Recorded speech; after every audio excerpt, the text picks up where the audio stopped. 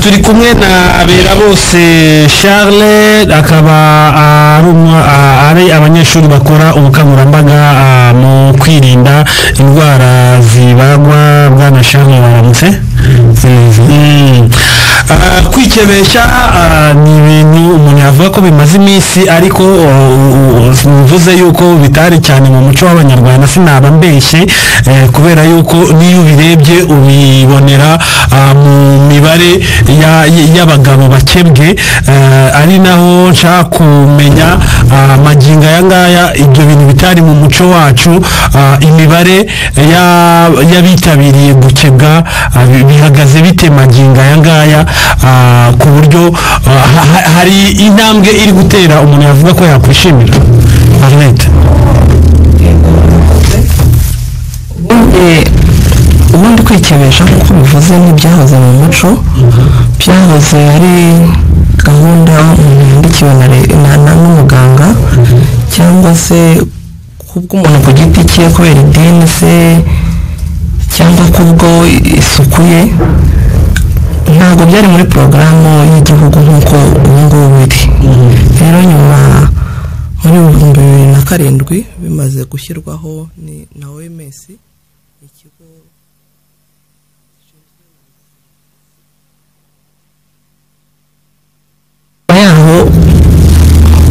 nyuma yaho nibwo u Rwanda rwafashe ya mbere nyine kubishyira muri porogaramu yo kurwanya VIH sida, nk'uko icyo gihugu cya OMS icyo kigo cya OMS cyari kimaze kubishyiraho nka porogaramu ishobora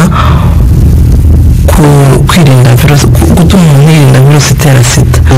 Nibwo rero mu Rwanda bafashe ingamba zo kubishyiraho nka porogaramu yo kwirinda sida muri 2009. Ubu rero nk'uko wabivuze tugeze kuri kangahe ko abantu batabyitabira, ko abantu bitari biri mu muco w'abantu. Ubu ngubu Minisante ifatanyije n'ikigo cya RBC ubu iri kubishyiramo imbaraga kugira ngo bijye muri gahunda yo kwirinda virusi itera sida, ikangurira abantu ishishikariza abantu kubikora. Ubu rero twavuga yuko tugeze ku kigero cya 30% tugendeye ku ibarura rishamibare ry'ubuzima yo muri 2015. ubu tugenda kuri iyo mibare ya 30% y'abagabo bose bo mu Rwanda. 30% by'abagabo bose mu Rwanda niyo mibare mufite y'abantu bamaze gukebwa. Noneho twagira ngo utubwire nanone, turabyumvise umubare uko uhagaze, ariko noneho tubwira abantu kwikebesha noneho biri kubafasha iki, cyangwa se akamaro kuki nubwo bwose twavuga yuko byakozwe mu rwego rwo kurwanya ubwandu bwa sida, ariko noneho twereke mu by'ukuri bifasha iki umuntu wakebwe. Umuntu wakebwe nk'uko tubivuga, ubundi kwirinda virusi itera sida kuri 60%. Muri rusange bimurinda n'indwara zindi zandurira mu myanya ndangagitsina, uvuga nka kanseri y'imyanya ndangagitsina, ndetse n'umudamu ukora imibonano n'umuntu wikebesheje nawe bimurinda izo ndwara zindi zandurira mu mibonano mpuzabitsina na kanseri. Urakoze cyane ko mutubwiye akamaro ko kwikebesha, ndetse ukabona tugaragaje imibare. Bwana Charles, noneho twinjire mu bukangurambaga. Mwebwe iyo 30% nk'abantu bakora ubukangurambaga mubona ari wo mubare mwakabaye mwishimira? Murakoze. Nk'uko muvuze ikigero kigezweho ngubu cya 30%, bigaragara yuko ari imibare yo mu 2015. Kugeza iki gihe hari abamaze kwiyongeraho, ariko nk'uko n'ubundi target cyangwa se ingamba zafashwe nk'uko byava ku mubare bikagera kuri 80%, niyo mpamvu ubukangurambaga bugomba gukorwa cyane kugira ngo bive kuri icyo kigero bizamuke. Impamvu dukora ubukangurambaga ni uko kwisiramuza ntabwo umuntu azi uwo munsi uhita umusiramura. Hari ibigomba kubanza gukorwa. Muri gahunda hari kubaha urukingo rwa tetanusi. Ibyo ngibyo bikorwa mu buryo umuntu aza akigishwa agafata urwo rukingo akazagaruka gufata urwa kabiri hashize ukwezi, noneho nyuma y'ibyumweru 2 tukamusiramura. Iyo rero dukora ubukangurambaga tubwira abantu ibyiza no kwisiramuza nk'uko babivuze, ariko kandi kuko kuba umuntu adasiramuye ubwabyo si uburwayi, niyo mpamvu no kwisiramuza ni ku bushake. Ariko iyo tutavuze ngo si uburwayi, n'ubundi mu buzima twe dukoresha uburyo bwo ngo kwirinda biruta kwivuza. Ushobora kuba utarwaye ariko uko kuba udasiramuye hakaba hari uburwayi bwaza nk'uko babivuze, iyo kanseri y'igitsina gabo cyangwa se inkondo y'umura ku mugore, cyangwa se izo ndwara zandura mu mibonano mpuzabitsina idakingiye harimo na sida. Tugarutse cyane inyuma mu kiganiro, hari uwakumva kwikebesha, kwisiramuza cyangwa kwikatisha nk'uko abantu benshi bakunda kubivuga amazina atandukanye, ukibaza uti se iki gikorwa cyatangiye ryari? Mu by'ukuri ni igikorwa kije ubwo twatangiye kumva ubukangurambaga, kuko ubukangurambaga si ubwa mbere bubaye, ariko hari n'uwakwibaza ati kubera iki? Ese ubundi ni mu Rwanda gusa cyangwa ni iki?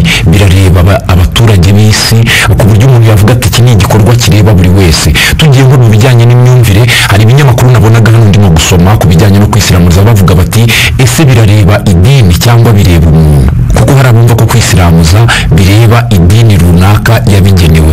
Ni umuntu bireba cyangwa ni idini? Kubera iki? Urakoze. Nk'uko natangiye mbivuga, iyi porogaramu yo kwikebesha ni porogaramu yashyizweho na OMS, ikigo gishinzwe kurwanya gishinzwe ubuzima ku isi. Rero yagishyizeho nka gahunda yo kwirinda VIH cyangwa virusi itera sida. Ubwo rero twavuga yuko iki gikorwa kireba buri muntu wese nubwo ari rwa rwego rwo kwirinda virusi itera sida, ariko kugeza ubu ngubu igikorwa gikorwa ku bushake, nubwo ubukangurambaga bukorwa na Minisiteri y'Ubuzima yuko abantu bose babikora cyangwa bashishikariza n'abandi ibyiza byabo. Ni ukuvuga rero ko bireba buri muntu wese, ariko kubikora n'ubushake. Ikibazo cy'ingenzi ushobora kubaza, umuntu wese ashobora kwisiramuza? Ubwo ndavuga wenda bijyanye n'imyaka, cyane cyane dushingiye ku myaka, umuntu wese ashobora kwisiramuza? Uburyo dukoresha, hari mu kwisiramuza hari uburyo butandukanye dukoresha. Hari uburyo bwagenewe abana, hari uburyo bwagenewe abantu bakuru mu cyiciro runaka kuva ku myaka 15 kuzamuka, hari n'uburyo bwo kwikebesha bisanzwe bireba abana bari munsi y'imyaka 15. Ni ukuvuga rero buri muntu wese iyo agiye kwa muganga baramusuzuma bakareba ikimukwiye kugira ngo abe yasiramura. Nk'urubyiruko, nk'uhagarariye urubyiruko cyangwa se ubuvugizi mu rubyiruko mu bijyanye no kwirinda indwara zishobora kubagwa, izo ndwara zibagwa muri make ndagira ngo banze uzitunyuriremo zitwibutse, hanyuma tuze no kumenya bihuriye hehe no kwikebesha. Murakoze. Nk'uko twavuze dukora ubukangurambaga mu kwirinda indwara zibagwa. Ubwo rero iyo turebye dusanga n'ababaga si benshi bashobora gukorera abo bantu bose baba bafite izo ndwara. Noneho twe icyo dukora ubukangurambaga mu kwirinda izo ndwara zishobora gukira ari uko zibazwe. Naho natanga urugero, nk'iyo tuvuze nka kanseri, yaba iy'inkondo y'umura, yaba iy'ibere cyangwa izifata mu muhogo, nizo dukunda gukoraho cyane, izifata mu muhogo, imyanya y'ubuhumekero, izifata mu nda, yaba iy'igifu. Ubwo twe uko tubikora tuvugana n'abantu uburyo bwo kwirinda. Hari ibintu biba bigaragara bishobora gutera kanseri, harimo itabi, ndetse kandi ugasanga ari imyifatire y'abantu. Noneho ubwo niyo mpamvu no kwisiramuza bizamo, kuko iyo umugabo adasiramuye aba afite ibyago byo kuba yarwara kanseri y'igitsina gabo bitewe n'aho igeze. hari igihe ashobora kuza mu buryo bwo kuyivura ikaba yabagwa, igitsina cye kikaba cyabagwa. niyo mpamvu tugenda gutyo tukabwira abantu ibijyanye no kwirinda rimwe na rimwe imyitwarire, kuba hahinduka imyitwarire ishobora gutuma izo ndwara ziza. tugira inama mu buryo bwo kwirinda bahindura imyitwarire. ni igihe cyiza cyo kwisiramuza madame twa Arlette? igihe cyiza cyo kwisiramuza ubundi ni ikihe ku muntu? umuntu ashobora kwisiramuza igihe icyo ari cyo cyose, cyangwa hari uburyo mubanza kumukanzuringa mukanamwereka bati iki gihe ni cyiza, iki gihe ni wakwisiramuza? igihe cyose umuntu ashobora kwisiramuza. nk'uko mugenzi wanjye yavuze ko mbere yo kwisiramuza hari ibisabwa. umuntu abanza kwitera rwa rukingo rwa tetanusi. nimba yageze kubikomerezaho ko umuntu wifuza kwisiramuza abanza nyine akagana kwa muganga akiteza rwa rukingo rwa tetanusi, yarangiza agategereza ukwezi bakamutera urundi. nyuma y'ibyumweru 2 akaba yabona kwisiramuza. ni ukuvuga rero ko umuntu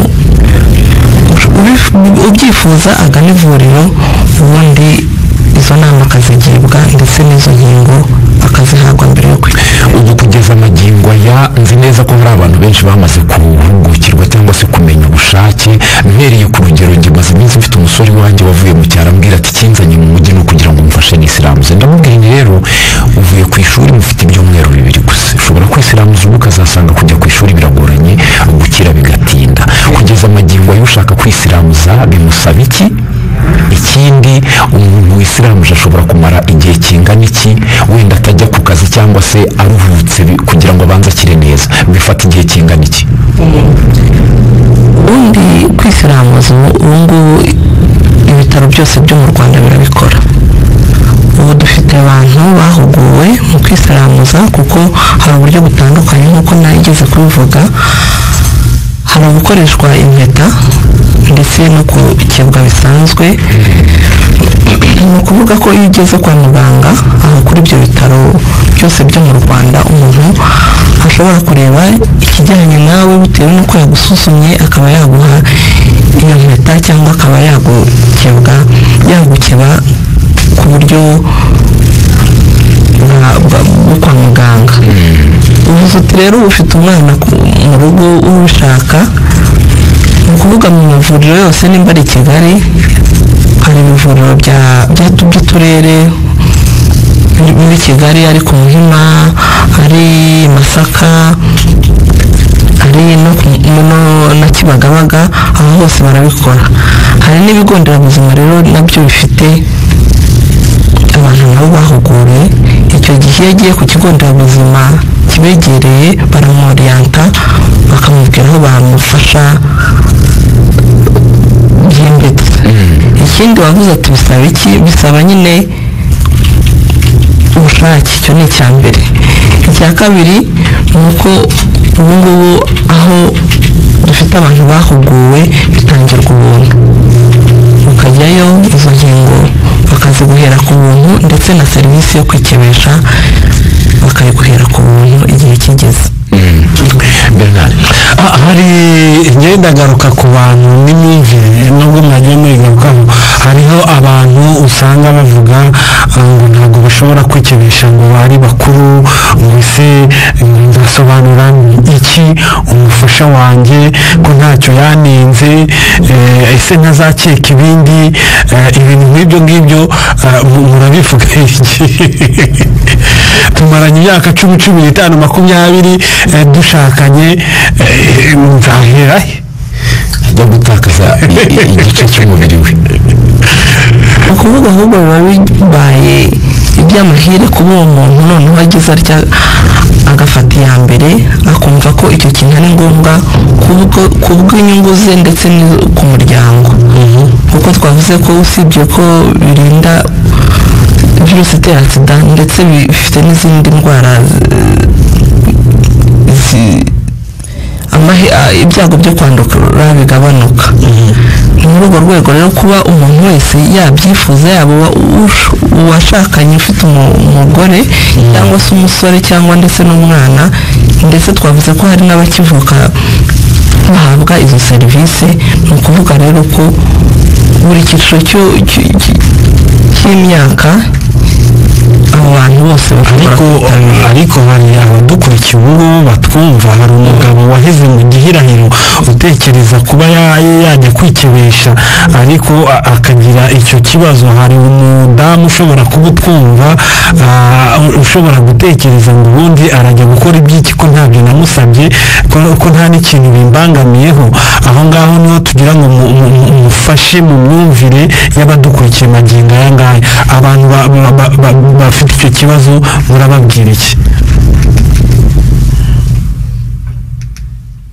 wenda icyo kibazo twavuga yuko iyo umuntu afashe ingamba, kuko tubora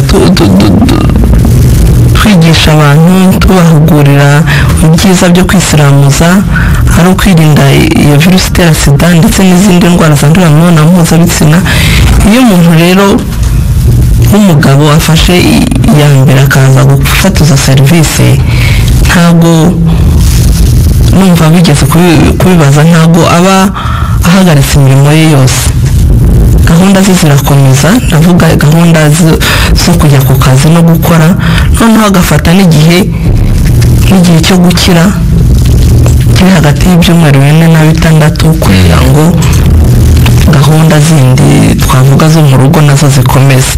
Ni ukuvuga rero yaba abashakanye uwo mudamu nta mpungenge yagira kuko gukira birihuta, ndetse akaba yiteganyirije yaba izo ndwara zindi twavuze haruguru kuba agabanyije ibyago byo kuba yazandura. Bwana Charles, mwe mukora ubukangurambaga, izo mpungenge ntimuhura nazo?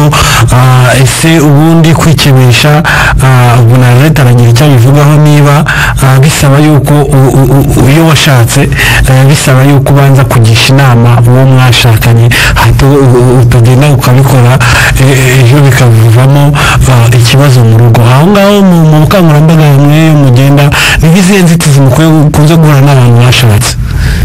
Murakoze. Ibyo nabyo biri mu nzitizi. Iya mbere ubundi iba ari akazi, kuvuga ko atazongera gukora akazi. Iyindi ni iyo ngiyo kuko y'abashakanye, kubera ko nk'uko yabivuze ubundi nyuma yo gusiramurwa umuntu kugira ngo yongere gukora imibonano mpuzabitsina hashira ibyumweru 6, hagati ya 4 na 6. kandi nabwo mu kujyanye no gukira murabizi ko imibiri yacu ntabwo ikoze kimwe.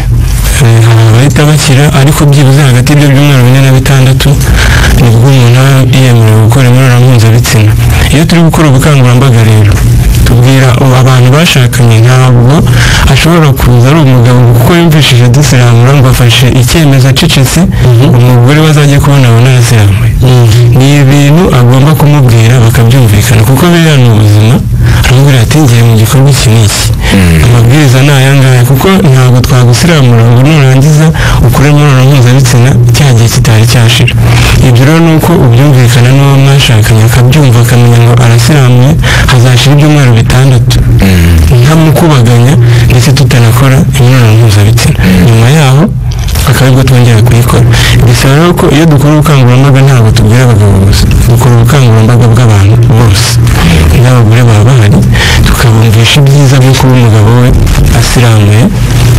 Ubwo rero twebwe wenda nk'izo nzitizi ko nkaho tumaze guca twazivanyeho, kuko umugore iyo amaze gusobanukirwa ibyiza byo kuba umugabo we asiramuye, ntekereza yuko ibindi byose biba biri aho ngaho bivaho, kuko ababa batekereza yuko wenda umugabo wanjye asiramuye bizagenda bite, tubanza tukamwereka ibyiza byo kuba asiramuye, noneho nyuma yaho bose bagafata icyemezo. Nubwo usiramurwa ari umugabo, ariko umugore agomba kubigiramo uruhare cyane ko bose babigiramo inyungu. Ikindi wenda ku bijyanye n'akazi, ni uko nk'uko babivuze hari uburyo butandukanye atandukanye ariko dusiramura abantu ari cyane cyane nka gurupe twari turimo z'abanyonzi abamotari umuntu ukamusiramura ejo agakomeza akazi ke abanyeshuri babasiramura bakajya kwiga ntabwo gusiramurwa ari ikintu wenda gishobora gutuma ibikorwa byawe byose bihagarara kereka ari ikindi kibazo cyabaye. Ikindi wenda twavuga ko mu bibazo duhura nabyo ni uko hari igihe umuntu aba ari muri gahunda yo kwisiramuza ariko ntabwo bihagarika izindi ndwara. Hari igihe ushobora kwisiramuza ariko ukarwara malariya. Rero hari igihe abantu bavuga ngo wenda ngo ubu ngubu iyi ndwara afite ivanye n'uko nisiramuje. Kwisiramuza ni igikorwa ubwacyo ariko kidahagarika izindi ndwara ushobora kurwara. Niyo mpamvu nimba wisiramuje ukagira ubundi burwayi urivuza nk'ibisanzwe ariko ntabwo ari byo biba byaguteye ubwo burwayi. Ubwo wenda ikindi twakongeraho mu kwisiramuza ni uko hari uburyo umuntu ashobora kuba ameze ku buryo atasiramurwa ni nabyo tuvuga nk'abantu bamaze kugira ibyo bibazo ubwo burwayi bwo mu myanya mpuzabitsina. Niba nk'abantu wenda nk'igitsina kivamo amashyira, igitsina gifite udusebe, ibintu tubakangurira mbere na mbere yo kujya muri izo gahunda ni uko abanza akivuza igitsina cy'akaza ari kizima noneho tukabona kumukorera. ngira ngo birumvikana tugiye gufata akanya gato k'akaruhuko tuze kugaruka mu kanya gato dukomeza n'ikiganiro cyacu twibutsa abadukurikiye yuko turimo kugaruka ku bukangurambaga bujyanye no kwikebesha cyangwa se kwisiramuza uko umuntu yabyita akamaro kabyo ku wabikoze. ubwo birumvikana ni ku gitsina gabo tuvuga. Ibyo nibyo turi buze kongera tugarukaho mu kanya tubibutsa yuko n'umurongo wa telefone uza kuba ufunguye uwifuza kuza gutanga igitekerezo cyangwa ikibazo cyiwe kiza kwakirwa kigasubizwa. Twatangiye ku isaha y'isaa moya nk'ingingo y'umunsi turi kumwe na RBC aho turimo kugaruka ku bukangurambaga ku kwikebesha cyangwa kwisiramuza. Abandi bavuga ko ari ugukatwa ubwo uko umuntu abyita kose ariko icyo tugarukaho ni ukureba akamaro kabyo ndetse n'ubujyanama abo turi kumwe muri studio bakomeza kutugezaho. Muri studio twongere tunakire Bwana Niyongabo ni umuganga akaba ari buze kudufasha nawe muri iki kiganiro aho turimo kugenda tugaruka ku bijyanye n'ubukangurambaga kuri iki gikorwa. Nari ngiye kubaza ikibazo kigira giti umuntu yumvishe ibyiza byo kwikebesha buri wese yabyifuza akavuga ati nanjye cyampa bikangeraho. Ugiye kureba nk'ibi ngibi hari ibyo nabonaga abantu bandika ngo ibyo bita chlamydia papilloma virus. Izo ni virusi ngo zifata ku mutwe w'igitsina gabo ukareba uburyo irindamo kanseri zishobora kwandura mu mibonano mpuzabitsina, kanseri zifata igitsina gabo ukabona indwara zirimo izifata urwungano rw'inkari ukabonamo ko bigabanya ibyago byo kwandura bikanagirira isuku igitsina gabo ubwabyo. Isuku ni ikintu gikomeye. Ukabonamo no kuba noneho birinda virusi itera sida ku kigero hafi cya 60%. Ukabonamo no kuba birinda n'izindi ndwara zitandukanye zishobora gufata igitsina gabo icyo ari cyo cyose. Ahangaha umuntu wese wabyumva yahita avuga ati nanjye ndabyifuza. Madamu Arlette nk'ababishinzwe ubu kugeza amagingo yabo ubukangurambaga bwarakozwe abantu baritabira ariko wenda habaye nk'igihe gicamo biracyakorerwa ubuntu cyangwa ubu bifite ikindi bisaba? murakoze. Numva twigeze kubivugaho ko ubu porogaramu zerekeye kwikebesha mu Rwanda zikorerwa ku buntu ku bigo nderabuzima bifite abantu bahuguwe ndetse no ku bitaro. Iyo serivisi itangirwa ubuntu. Ni ukuvuga bya byiciro byose twavuze ari gukingirwa za nkingo ebyiri zibanziriza kwikebesha ni ubuntu ndetse n'iyo serivisi ubwayo ni ubuntu. ngira ngo hano dufite ibitekerezo bya benshi bagiye bagarukaho bagaragaza yuko bamwe izi serivisi nubwo zitangwa bakavuga bati ibigo nderabuzima ugasanga hari aho basa nkaho bagaragaza ko hari ibigo nderabuzima batazibona. Abandi bakavuga yuko ibijyanye n'ubwisungane mu kwivuza budakora kuri icyo kintu. urabivuga iki? Murakoze cyane. Numvise ko nta leta yikomojeho izi serivisi zirakogwa mu gihugu cyose. Hariho abaforomo cyangwa n'abaganga babihuguweho kandi tuguma tugerageza kongereza guhugura abandi bantu benshi kugira ngo izo serivisi ziboneke ahantu hose. Nibaza rero ko umwe wese ku bitaro bimwegereye cyangwa ku bigo nderabuzima bimwegereye yabaza ko izo serivisi zihari, ariko turizera ko zihari mu gihugu cyose. uwitwa Rasta Manu ati ni ukuri mwadufasha pe, nk'ubu mfite imyaka 23 ariko bitewe na famiye twavukiyemo ni mu gipasiteri ntabwo ibyo bintu twigeze tubikora, ariko ubu nibwo mbona ko bikenewe pe, mumfashe ndabikeneye cyane. Bisaba iki? nk'ubu nkora muri salo, byatwara igihe kingana iki kugira ngo ngire, ese najya mu kazi ko arizo mpungenge ngira? ubu ngubu haragaruka ku kintu cy'imyemerere ishingiye ku madini, imyemerere wenda ishobora gushingira ku muco, akanibarizamo wenda n'ibintu bijyanye n'igihe bishobora kumutwara. umuntu nk'uwo nguwo muramuha ubutumwa? harakoze. ni ukuvuga ko abo bantu n'ubundi twatangiye tuvuga ko mu Rwanda bitari mu muco. ubundi nk'uko bivuga ko hari ugusiramura nyine, twari twarabihariye idini, ariko ubukangurambaga burakorwa kugira ngo abantu bose bumve ako kamaro ko kwirinda virusi itera sida ndetse n'izindi ndwara zandurira mu mibonano mpuzabitsina. ni ngombwa yuko rero bitagakwiye kugendera muri wa muco cyangwa ku idini ubwaryo, ahubwo abantu bagakwiye kumva akamaro kabyo mbere ya byose. nk'uwo rero umusore wavuze ati ndabyifuza, nkora muri salo, yagana ikigo nderabuzima kimwegereye bakamuha izo serivisi. yari afite n'impungenge avuga ati byamara kugira ngo mpabwe izo serivisi byamara igihe kingana iki? ni ukuvuga yuko dukurikije ya gahunda yo kubanza gutanga inkingo, ubundi bimara nk'igihe cy'ukwezi n'igice kugira ngo umuntu abe yahabwa serivisi yo gukebwa. rero tumumaze impungenge mu kwegera ikigo nderabuzima kimwegereye, izo nkingo bakazimuha ndetse na serivisi bakayimuha nyuma y'ukwezi ku buntu. gukira ko ni nyuma y'ibyumweru 6 kuba yakora imibonano mpuzabitsina, ariko ako kazi k'ubukwaferi nk'uko yabivuze ko ashobora no kuvayo uwo mwanya agakomeza iyo mirimo yose. ntabwo gukebwa bituma umuntu afata igihe cyo kuryama cyangwa cyo guhagarika ibyo akora ngo kuko yakebwe. kuvuga ko yakomeza iyo mirimo ye nta kibazo. Telesfore Shumbusha ati kwikebesha ni byiza, gusa babihindurire inyito kuko hari ababyanga bavuga ko batari abayisilamu.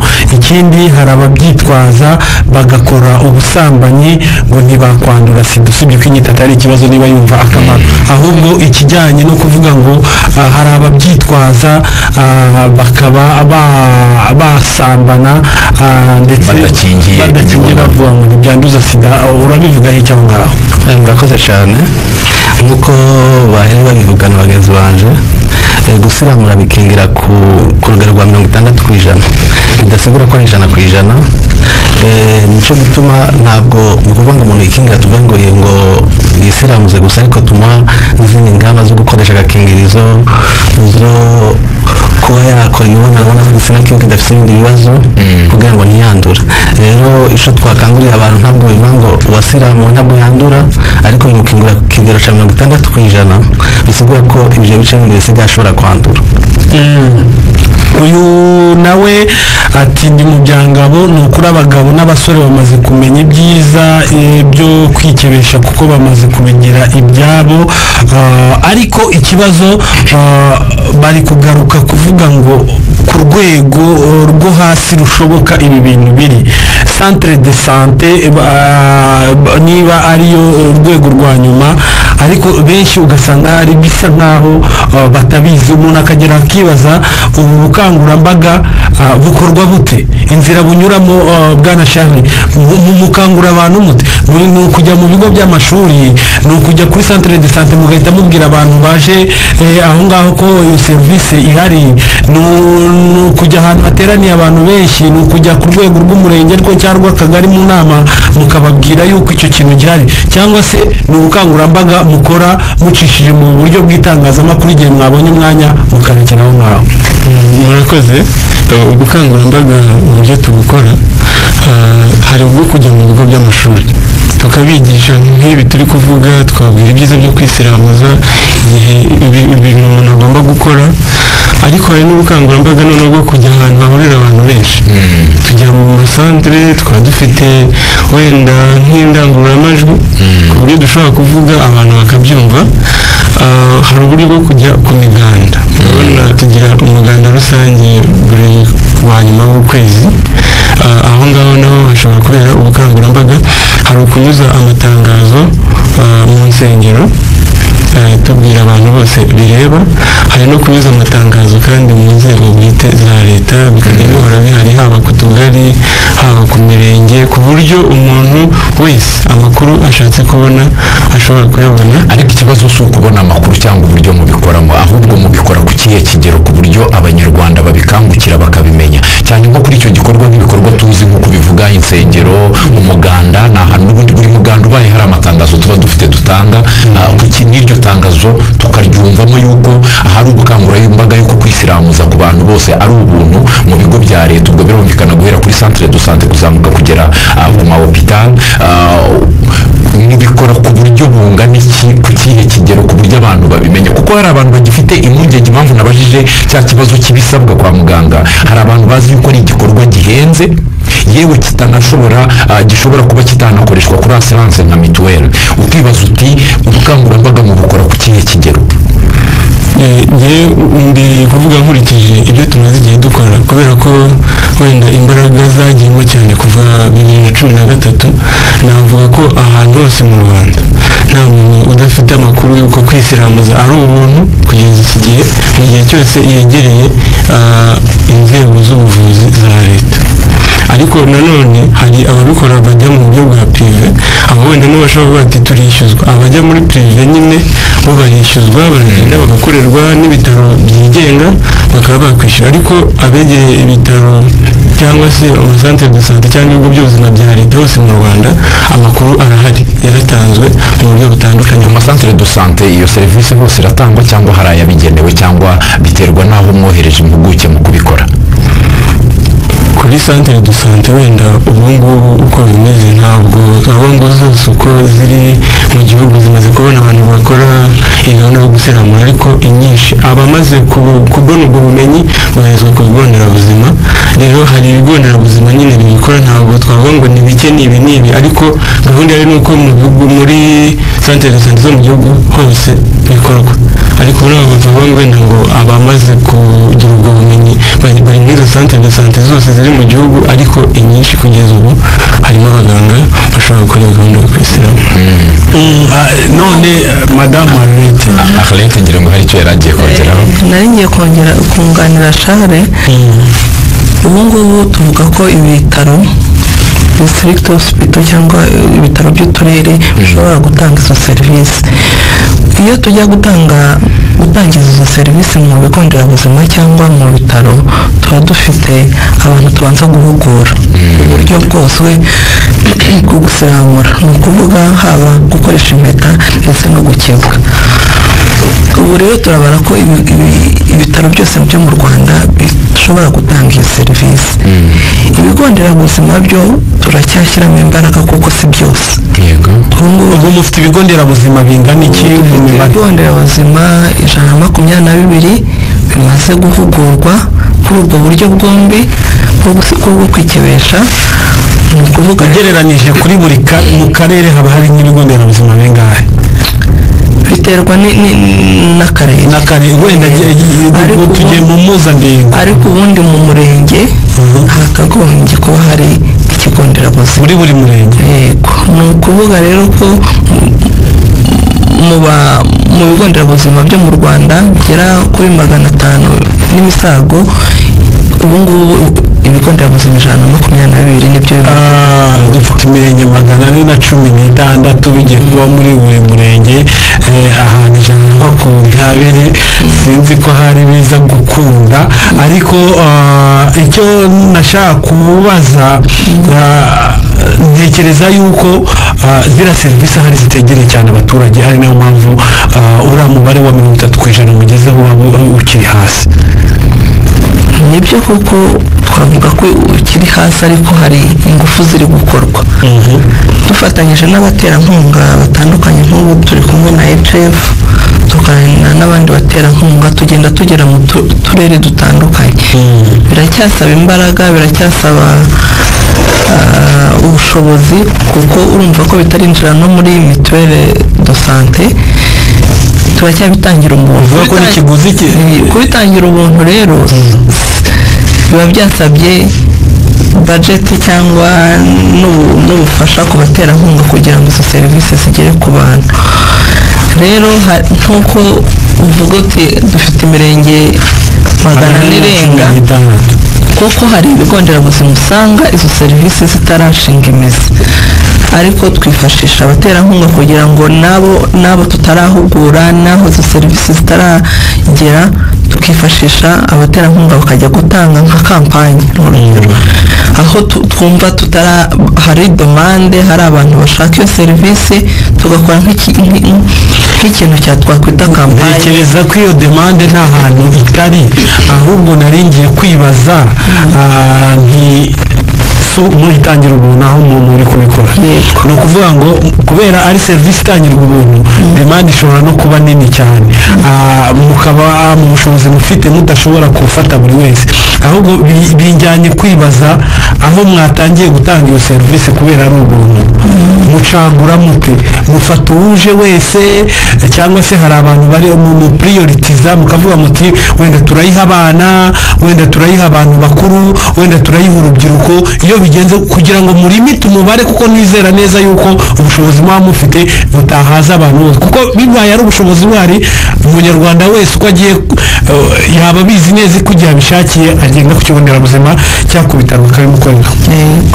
ntabwo ari ukuvuga ngo ni ubushobozi bubura ahubwo ni amahugurwa ataragera kuri buri bigo nderabuzima akaba ariyo mpamvu dukora icyo kintu cya kampanye cyo kujya kubafasha ahantu hose ruba rubyifuza ni ukuvuga rero iryo cagura ntiribaho twakira uje wese uje ubyifuza kandi ubona akwiye guhabwa izo serivisi nk'uko shaka igeze kuvuga ko hari abo umuntu asuzuma agasanga bisaba ko yabanza kwifuza tukaba tumworiyanta rero ku buvuzi bujyanye n'icyo arwaye ariko ubundi kubishaka uwo ari we wese turamukorera tubanza tukamukingira ubundi serivisi akaziha. hari umuntu wari utwandikiye hano aciye ku ruhande agira ati mu buryo bubiri bukoreshwa mu Rwanda harimo Pripex no gukeba ni ubuhe buryo bwiza umuntu yahitiramo mugenzi we nubwo ari ikibazo gikomeye ariko nk'abaganga muba mubizi mutubu buryo ni bwiza bushobora kugufasha muri izi ngeri n'izi ni ubuhe buryo bwiza mwahitiramo cyane cyane nko ku bakozi ba leta cyangwa se abantu bajya ku kazi avuga ati kuko iyo uganiriye n'abantu benshi barakubwira bati mbere hari abatinya ububabare hari n'abatinya kuba bamara igihe batajya ku kazi baruhutse n'ubuhe buryo bwiza bwakorohereza umuntu. Murakoze cyane nk'uko mwari mubivuze hari uburyo butatu hari uburyo bw'abana bato bagera ku minsi 60 ku mezi 2 hariho uburyo bwo gukoresha impeta kuva ku bantu ba myaka 15 kuzamuka kugera ku bakuru hakabaho n'uburyo bwo gukeba ariko tuvuga ko kubaga uburyo dukunda gukoresha cyane ubu ni uburyo bwo gukoresha impeta ariko imbere kugira ngo dushake uburyo dukoresha tubanza kuraba uko igitsina cy'umuntu kimeze tukaraba ibindi byose byatuma twagikoresha kimwe tugikoreshe ariko benshi dushobora twashaka gukoresha impeta ariko dusanze hari izindi mpamvu zatuma impeta itari bukore cyangwa hari ibibazo byamutera dushakisha ubundi buryo bwo gukoresha. aha niho umuntu yakwibaza ati kubera iki impeta? Impeta igituma ariyo twakoresha cyane impeta ntabwo isaba ibintu byinshi isaba iyo mpeta ntabwo isaba abantu benshi kugira ngo dushobore kuyimwambika, ntabwo isaba ibikoresho byinshi, ariko nk'ivuga nko kubaga biradusaba gukoresha ikinya, bidusaba kugira imikasi, bidusaba kugira indodo, ubwo bitwara n'uburyo bwinshi. kandi nk'uko abantu babivugaho uburyo bw'impeta ni uburyo bworoheje umuntu ashobora gukoresha agasubira mu kazi ke, inyuma y'icumweru akaza tukayimwamburaho agakomeza atakibazo. Isumba no gukeba biba bizana igikomere, ariko nabyo kuko twafashe ingamba z'uko tubakingira indwara za tetanus, tubagwingira n'ibindi, ngo nabo turabakurikirana nta kibazo bagira. Ubwo byumvikana ko impeta ariyo nziza. Wenda icyo twavuga ntabwo ubundi gusirambura ni ugukuraho kano gaho kari imbere ku gitsina gabo. Rero navuga nk'uwo muntu ubaza ngo muri buryo bwiza, ntekereza ko bwose ari bwiza. Impamvu imiti ikoreshwa ni uko nk'uko bivuze ikorwa mu gihe gito. Niba mu kubaga nshobora gufata iminota 30 nkorera umuntu umwe, ubu mpita nkorera abantu 15. Impeta ikidufasha ni ukugira ngo ya mibare yihute kandi dukoze igikorwa kimwe. Byose ni ugusiramura no gukora ukagaho, ariko impeta iri kubikora vuba kuruta kubaga. Ntabwo rero yavuga ngo impeta niyo nziza ngo kubaga nibyo byiza, oya, ahubwo byose bikorwa ari ya gahunda yo gusiramura, tutarebye igikuyeho kugaho, ahubwo twe tukareba ni igiki cyihuta gidufasha kugira ngo abantu bose za serivisi zibagereho yihuse. Reka twakira abantu nka babiri ku murongo wa telefone 25 25 551 9 na 25 25 6 iyo mirongo yombi ushobora kunyuraho niba hari ikibazo usobanuza ku bijyanye no gukega, aho turi kumwe n'abatumirwa batubwira ibijyanye no gukega uko byifashe. Uwo murongo rero urafunguye, nibaza ko buri umwe wese waba akeneye kugira icyo abaza yagisobanuza. Hano murongo wa telefone hari umuntu. Halo, mwaramutse neza. Mwaravugana na mama Lesbara y'Ubutanya. Yego. Ndashaka kubabaza, ese umuntu bamusiramu ataramara ibyumweru 4 yemerewe guhura n'umukobwa, ese bahuye afite ubushobozi bwo kuba yatera inda? Ese ubwo bukangurambaga bukorerwa mu mujyi gusa, mu cyaro ubukangurambaga buri hasi cyane? Ese bakora kugira ngo nawe no mu cyaro yumva akamaro ko kwisiramuza? Urakoze cyane. Ahubwo se n'ibintu cyane bitandukanye. Ese kwisiramuza biva ku myaka ingahe kugera kuri ingahe? Murakoze. Urakoze cyane mama Lesbara. Twakira undi muntu ku murongo. Halo. Oui. Halo. Yes, halo. Nyamasheke buvuga ariko amiko turabumva 5 kuri 5 nitwa Tuyizere. Tuyizere rasa ku ntego. So ikibazo nabaza ko bavuga ngo kuri centre de santé hose ngo barabikora, ngo ngo maze kubyumva nibereye nk'Ikigali no mu nkagira ikibazo abaga babinkorera. Ikindi cya kabiri nacyo, ese iriya mpeta ikoreshwa iyo bayigushyizeho iba itaye gaciro cyangwa iraguma igakoreshwa? Murakoze. Iyo bayigukuyeho ubwo birumvikana. Twakira undi muntu. Undi ku murongo wa telefone. Halo. Halo. Mwaramutse. Amasegonda 20 rasa ku ntego. Ndabona mace ikinda muvugana. Ari cyo nshaka kubaza, ese ku bijyanye n'ubukangurambaga iyo urubyiruko rwarabyumvishije ibintu byo kwisiramuza barabyumva neza, ku bijyanye n'abagabo bubatse ngo ko bimeze biti birakorwa cyane ibikorwa. Ikindi cyihuse bitewe n'uko abagabo baba bafite ikibazo cyo kuvuga ngo dufite abagore, ntabwo bitabira ubwo buryo. Hagiye gukora ihuriro kugira ngo ubukangurambaga buboneke mu bagabo, ariko no mu rubyiruko rutarabyitabira bibasha gukorwa. Urakoze cyane. Undi muntu umwe wenyine.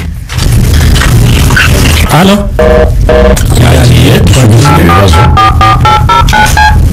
Minota mike dusigaranye twasubiza biriya bibazo. Oui. Bernard baramute neza. Amasegonda 10. Nyagambere Damiyanga Kicukiro gihe kinzanye nje gusubiza abantu bavuga ngo ibintu bimwe birakorwa, ibintu bikorwa cyane n'iwacu sadusate ya Gahanga sante ya Kicukiro urahagera bakaguha randevu bakanagukingira n'urukingo rwa mbere bakaguha agakarita bakaguhita baruha indi tariki uzazira bagahita bakwambika iyi mpeta bakagushyiramo nta kibazo rero kiri mu mafatiro sante yacu dufite hano muri Kicukiro kikayi nari mbandi bitarakorwa ariko twebwe bacu birakorwa ahubwo turimo turavuga ati hari umuntu baje ngo bahera ku myaka ingahe nanjye kimwe cyo nari ngiswe ko yarangije abana bato bari mu myaka 10 ese umwana w'imyaka 10 hari impeta afite yamukwira cyangwa se uri munsi urakoze cyane dusubize ibyo bibazo madamu abetegera ibyo usubiza n'abandi baraza kugira ibyo basubiza bumva tangiye ku kibazo cya mama Rayon Sport yavuze ati umuntu nyuma yo kwisiramuza aba ashobora gukora imibonano nyuma y'igihe kingana iki numva twabivuze ko iyo umuntu amaze gusiramuza ategereza hagati y'ibyumweru 4 na 6 ku cyumweru cya 6 rero nibwo gahunda yo kubonana n'umudamu yakomeza ikindi yavuze ati mu cyaro ntabwo byari bya ubukangurambaga ntibuhari ariko numva mu nshingano z'ibigo nderabuzima ubukangurambaga burimo kuri serivisi zose z'ubuzima ni ukuvuga rero ko kwigishwa birakorwa akaba ari nazo izo mbaraga ntitwavuga yuko tutari gushyiramo imbaraga kugira ngo bigere ku bantu bose ariko numva inshingano z'ikigo nderabuzima cy'aho atuye cyangwa n'ahandi hose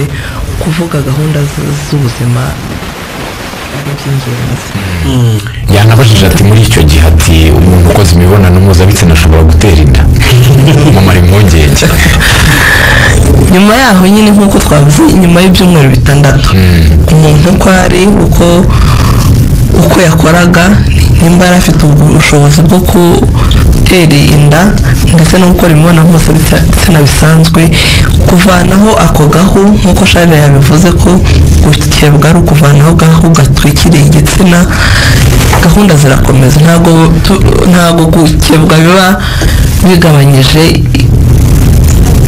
imbaraga cyangwa ubushobozi umugabo yari afite ni ukuvuga rero tumumaze impungenge umugabo nyuma yo kwisiramuza ashobora kuba Charles ko kwihangana rimwe na rimwe bijya binanira abantu umugabo wisiramuje akaba yakora imibonano mbere y'ibyo byumweru 4